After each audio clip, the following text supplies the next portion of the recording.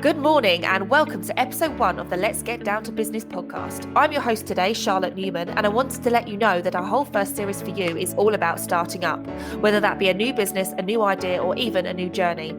So to kick us off today, I'm very excited to chat to you about who we A4G are, what we do, and also talk to the main person behind our vision. I'm therefore joined by Malcolm Palmer, the managing partner at A4G LLP, who's going to share with us his journey so far. Hi Malcolm, how are you? Yeah, I'm great, Charlotte. Yeah, this is a great way for us to communicate after all these years of working together. Yes, definitely. So Malcolm, this being our very first episode, can you give our listeners a bit of background history of yourself and what the start of your journey was? Oh, the start of my journey, right. Well, I always say to people, the start of my journey was probably reading an article in the Daily Mail when I was about 15. And I'd just always been interested in business and money, I was a bit of a geeky maths kid at school, did pretty well in all the maths exams and just thinking about what I wanted to do. And as anybody that sort of reads my Friday night emails that we've been doing will know, I was also, and still am, completely sports mad. And I read this article in the Daily Mail about Barry Hearn. I think many of you probably know Barry Hearn because he runs darts and snooker, and his son now runs the boxing. They've got a big company called Matchroom. And this was sort of back when he was just becoming quite famous as the manager of all the top snooker players. And I read that he was a chartered accountant, and he sort of ended up owning a snooker club in Romford and met Steve Davis, and it sort of went from there. And I just remember thinking to myself, do you know what? If you can do that with that qualification, then you can sort of do anything business-wise. So, this sounds really sad, but at the age of 15, I decided I was going to be a chartered accountant. And I did the usual thing. I did my college course and I did my exams. And I always thought that I would leave the accountancy profession and move into industry of some kind. But once I started dealing with clients and having direct contact with them rather than just adding up all the columns on their cash book and stuff, that was the bit I loved, because you sort of become part of everybody's life, and their problems become partially your problems and their successes become partially your successes.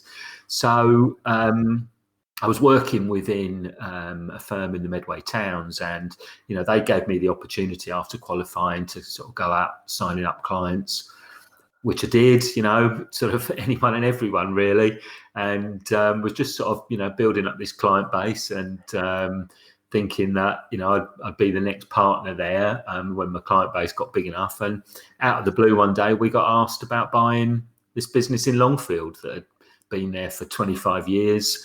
And the former owner had sadly passed away. And so they just said to me, well, if we buy it, would you go up there and run it? And I thought about it for about a microsecond and said yes. And 3 weeks later, there I was sitting at a desk in Longfield with a whole load of new clients. Oh, amazing. So what would you say you've learned along the way? What have I learned along the way? Every day is a learning experience, isn't it? You never stop learning. I always tell everybody that I always used to say there was 3 degrees of learning, and I've sort of extended that to 4 now. But there's some people in life that just don't learn from their mistakes. We'll know them. They just sort of make the same mistakes over and over again. And you are not going to be successful in business if you don't learn from your own mistakes. So hopefully all of our clients and all of our staff are at the very least capable of getting to that second level of learning from their own mistakes. But the key is really learning from other people's mistakes, because if you can do that, you can get to wherever it is you want to go much, much quicker. I remember somebody saying to me, it takes about 10 years to really know what you're doing in running a business. But, that seemed a bit overly pessimistic to me, and they may well be right, but I think if you're prepared to talk to other people and get the right advisors, read lots of books, read lots of articles, properly engage in the problems you got, and just think about long-term strategies, then you'll learn much quicker. And I think the biggest lesson is just pulling it all together. Really, it's getting all those different aspects of of your business all working together in harmony, rather than just jumping around from one problem to the next, and finding that life is managing you rather than you managing life. Yes, definitely. Exactly. And would you say that new business owners maybe need to be cautious in this new world we're emerging into? Yeah, I think, I remember, I don't know, I was at some event or something, and talking to somebody about our business, and they said I was an entrepreneur, and I thought, no, there's no way I'm an entrepreneur. I'm an accountant. I went into accountancy. First of all, it's a solid profession. That gives you quite a bit of security. We've got some clients that are proper entrepreneurs. They're way braver than me or most of the other clients that they've got. So, caution. I think everybody's got their own level of risk that they're comfortable with, and for some people that's risking everything. For other people, that's sort of risking nothing. Some people will run a business on the side of their job for years and years and years until almost the pressures on them between personal life and trying to run this little business and hold down a job just get too much, and they're almost forced into giving up the job to run the business. And everybody else is somewhere in the middle, really. You just got to find what's the right balance of risk for you. And if you don't like risk whatsoever, then you're probably not the right person to be starting up a business. Definitely. Well, if you could give some advice then to our listeners today about them starting up something new, what would that be? Well, I think you need to know that you're going to be at your break-even level at a point that's affordable, right? Now, let me sort of explain that. If you've got a parent who has given you a load of money, and that money is going to take care of all your living requirements for the next 2 or 3 years, then you can afford to be a little bit more risky in the decisions that you make. You can be a little bit more gung-ho in terms of the speed at which you get the business up. But if you've got a big mortgage and 3 kids and car leasing payments or whatever, because you've got to transport the 3 kids around, then you need to really sit back and think, right, what level of turnover do I need to get to, and what level of profit have I got to be at in order to just pay the bills? Because that's the most important thing. And you can be too cautious, but we've got a little break-even tool that we use, and where it starts is your lifestyle. What do you need to live on, and then from that gives you the profit after tax that you need to be making. And we're accountants, and we can work out how much tax would arise in order to leave you with that amount, and add that on, and that gives you the profit. And then look at what your overheads are going to be, and that gives you your gross profit. And then work out what your margins are going to be, and that gives you your break-even point. And you can break that right way down into a weekly figure if you want. And I think it's important that all business owners have got one eye on that. You're a bit foolish if you don't think about that, because if you run out of money a few months in, and you can't pay the mortgage or these other things, you're in a bit of trouble. But equally, you might be being too cautious. You might be at that point where you are ready to go and you can spend a bit of money, and you can invest in the business to drive it forward. So understanding that break-even point and continually tweaking it, because the information that you do on day one, probably not correct. There will be other overheads you didn't anticipate. Your margins might be slightly better or slightly worse than you thought. But, getting a really good feel for that, I think, is probably the number one point. Oh, amazing. Thank you very much for that, Malcolm. So I wanted to just touch a little bit more again on A4G then. And what changes would you say you have made to your overall company mission over the years? Yeah, I think, funnily enough, I think that it's hard to sort of go back 26 years and just remember what it was that you remembered and didn't know back then, isn't it? But I think one of the things that I learned is that growing a business is never even. You can't just keep doing more and more of the same thing. So, if I sort of give you an example, really, when I took over the business that was in Longfield, it had some long established members of staff, one or two very good ones, one or two not quite so good ones. And we had a bit of a year of firefighting, really. So that particular year, in a way, that got me to the start line. And but along the way, I took on a trainee, and just to sort of balance things up in terms of the people that were coming through, and I had this vision of what we should be. Any of my clients listening will probably recall me saying this from the first meeting with them, when I always say that we do two types of work. We do compliance work and we do value added. And the compliance work is the stuff you have to have done, and the value added is the stuff you get a benefit from.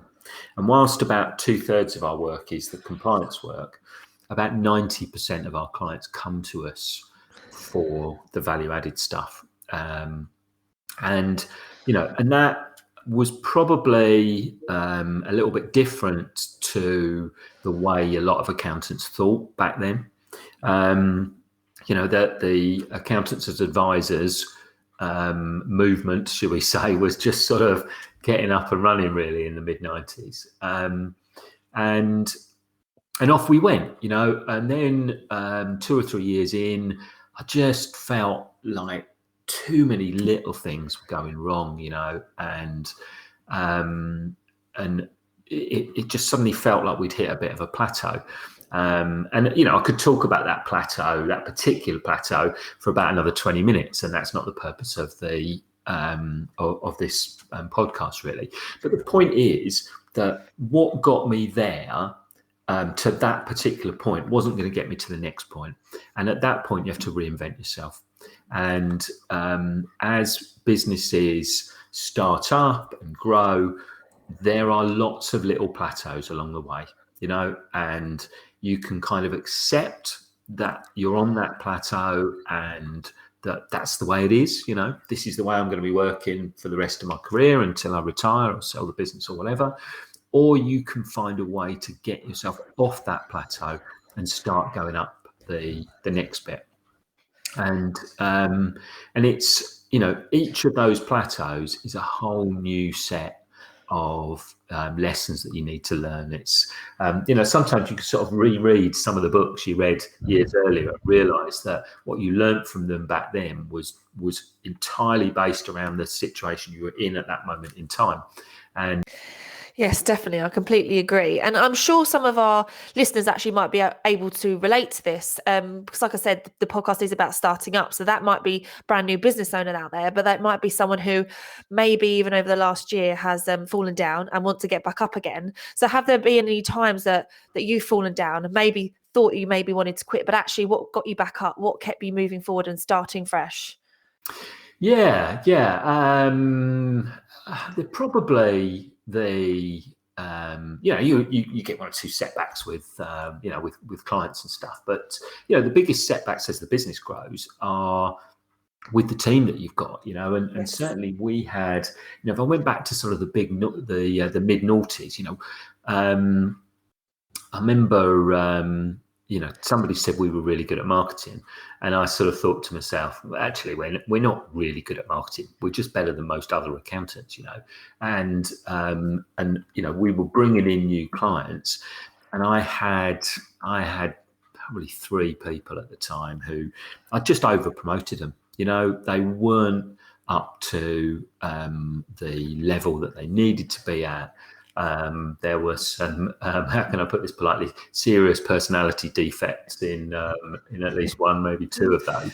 And I felt that all the effort I was putting in, I was just being dragged back by them. And funnily enough, I went on it was just an afternoon's course, and it was like a sort of a motivational speaker guy, and I remember some of the lines from that particular event right now. They were made such a big impact on the way that I did things. But I think it wasn't just about the motivational speaker. It was about where I was at that particular moment in time. And these other members of staff were really sort of dragging me down. And I just came in with a completely renewed outlook the following day. And you'll all have times like that as you grow in your business, and if you've got yourself into a little bit of a rut, you just need something to get you out of it, whether it's listening to this podcast or the mind setting program with Steve Backley and Roger Black that we've been featuring over the last 6 months, or a particular book or a TED talk, or you just got to go looking for something that will get you out of that rut you're in. Because one of the lines I do remember from that particular day is that the only difference between a rut and a grave is the depth. So hang on to that line. Definitely, 100%. Actually, you touched on having the right team around you, and I do think when businesses are starting up, that is extremely important. Some people, it's a team of 1. Other times, they do need a team around them to support them. So, how would you describe your company's workplace culture, especially now for growing? Yeah, well, our I don't know if you're fishing for compliments here, Charlotte, but I'm going to talk about our particular recruitment strategy and some of the great successes that we've had. And you are one of those. We sort of started this recruit out of school or college almost by accident, really, and it worked. So we did it again, and we did it again, and we did it again. And I think, then it went from 1 person to 2 people, and then it went up to 3. And I think you were the first year, 2008. Is that right, Charlotte? Oh, many years ago, yeah. Yeah. Okay, well, I remember better than you, clearly. Yeah, you did. But I think you were that year, the first year we took 3 people on, and our, I suppose in some ways I've sort of, my cautious accountant approach has made me realize that when you take somebody on who you think is the finished article, and you're bringing them in to your organization, perhaps on a big salary, you paid a big recruitment fee, you're actually taking a massive gamble, because they might not be the best thing since sliced bread, or actually, they might be great, but they're just a really bad fit for your organization. And I remember reading some stats about something like 50% of every appointment over £40,000 a year fails. I'm not sure what the definition of failure is, but I'm sure probably all the business owners listening to this will know what their definition of failure is. So, we've always taken people on as trainees. We've got a much bigger pool of talent to pick from in the first place, because, I think one year we had 500 applicants for 4 of our trainee positions. So, obviously there's going to be lots of people in there that are completely unsuitable for working in a firm of chartered accountants, but we can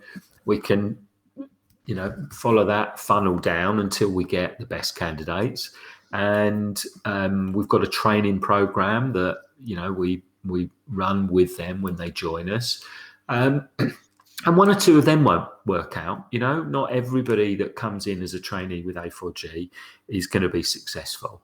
But it's, the cost to us of that going wrong is nowhere near as big, of course. And they're unlikely, you ought to know whether it's going to work or not within the first 6 months. And there's not a lot of damage that a trainee that's not working out can do in those 6 months. So that's become our main recruitment method. And of course, it doesn't always work. We don't always get everybody coming through, filling every vacancy.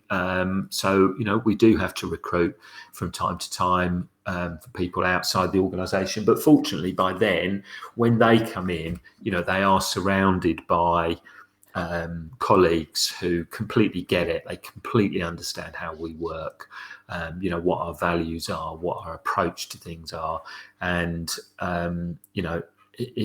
hopefully that means that those people that we recruit from outside have a higher chance of fitting in really well.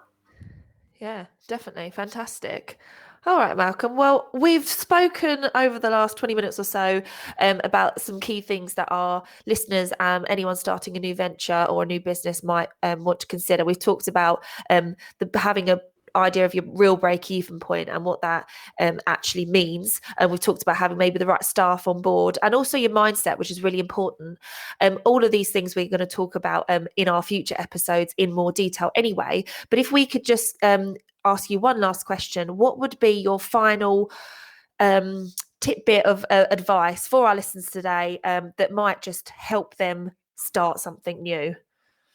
Right. Well, the probability is they've got some ideas already, so, if you haven't got any ideas about what you're going to do, then, you need to be looking for those ideas. But, everybody's got a little gap in the market that they've spotted or a little opportunity. Sometimes a lot of people, are in the industries that they're in by complete accident. They got an opportunity to work for somebody, and they picked up and ran with it.